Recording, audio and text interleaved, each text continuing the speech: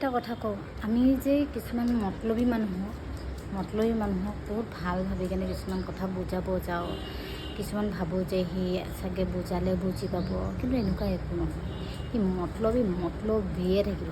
সি নিজে যেতিয়ালৈকে নিজক সলনি কৰাৰ কথা নাভাবে ন, আপুনি যিমান নুবুজায় কিয়, যিমান যি নকৰে কিয়, সি ভাল পোৱা কিবা কাম বা কিবা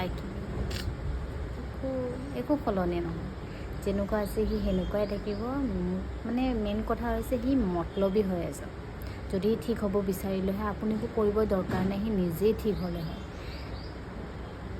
ঠিক আছে, এতিয়া মই এইবোৰ কথা গম পাইছোঁ, আৰু মই সঁচাকৈ কিছুমান মানুহক সলনি কৰাব বিচাৰিছিলোঁ, ভাল মানে বুজাই পিনে বা যি পাৰোঁ কৰিব চেষ্টা কৰিছিলোঁ। কিন্তু এতিয়া